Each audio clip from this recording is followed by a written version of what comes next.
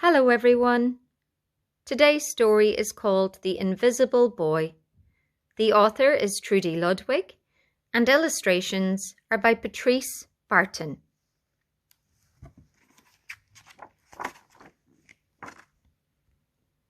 Can you see Brian, the invisible boy?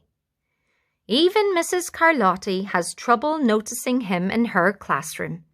She's too busy dealing with Nathan and Sophie.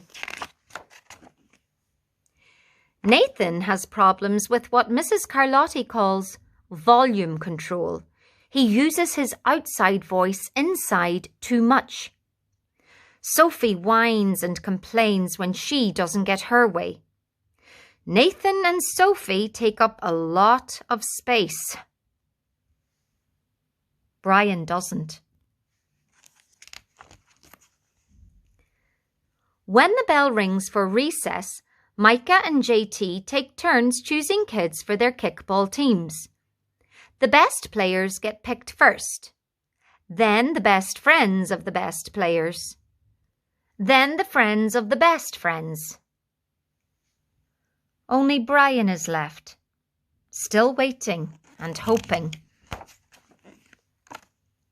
JT glances in Brian's direction and just as quickly looks away.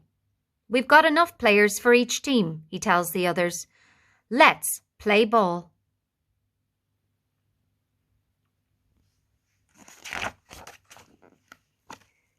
In the cafeteria, Madison and her friends talk about her birthday party. The rope swing over the pool was awesome, says JT. Yeah, so was the water slide, adds Fiona. That was the best pool party ever. I'm so glad you guys had fun, says Madison. Everybody did, except Brian. He wasn't invited. At choosing time, while the other kids play board games and read, Brian sits at his table doing what he loves to do best. He draws fire-breathing dragons scaling tall buildings. Space aliens locked in intergalactic battles. Greedy pirates digging for treasure. And superheroes with the power to make friends wherever they go. Hi, friend. Have a cookie. We can see B on the superhero. Maybe that's B for Brian. On Monday morning, Mrs. Carlotti introduces Justin, a new student to the class. Brian smiles shyly at him. Some of the other kids sneak looks at Justin, trying to figure out if he's cool enough to be their friend. They haven't quite made up their minds yet.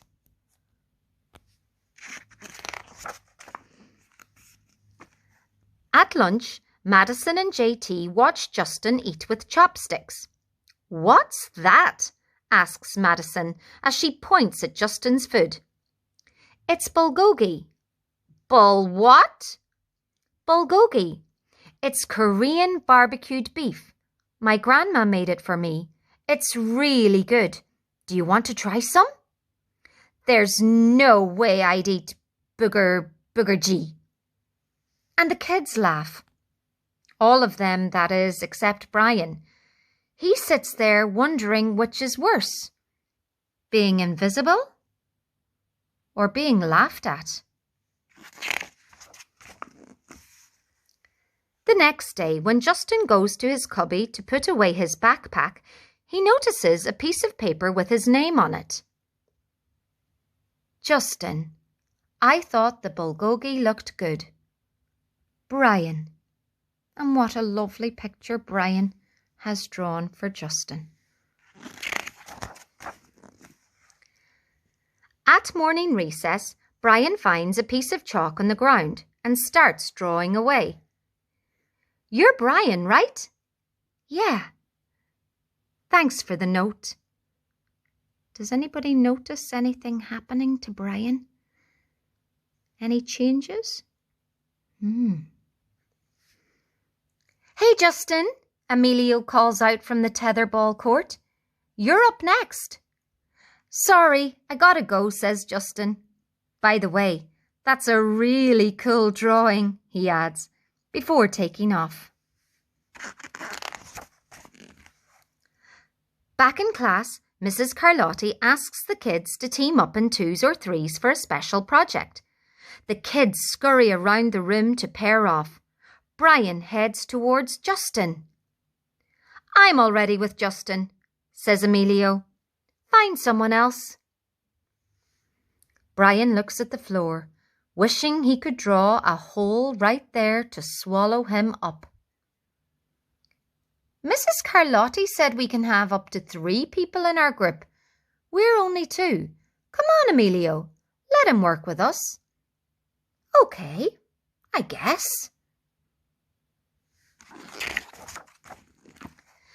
Mrs. Carlotti gives the class directions for the project.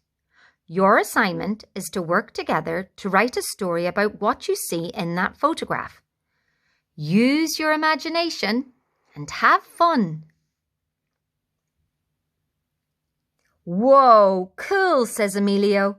What kind of people do you think would live in houses like that? I don't know, but I bet Brian could draw them to go with our story, says Justin. Brian smiles as he takes out his lucky pen. And we just have illustrations on these 2 pages. We can see the boys really beginning to work together. And I love this picture.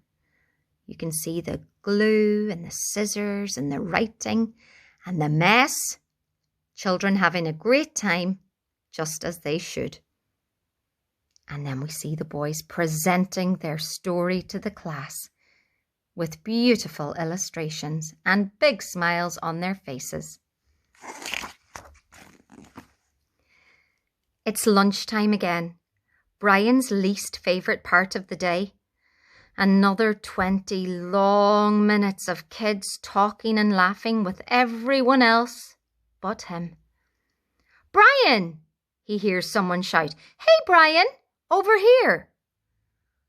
Brian turns and sees Justin waving him over.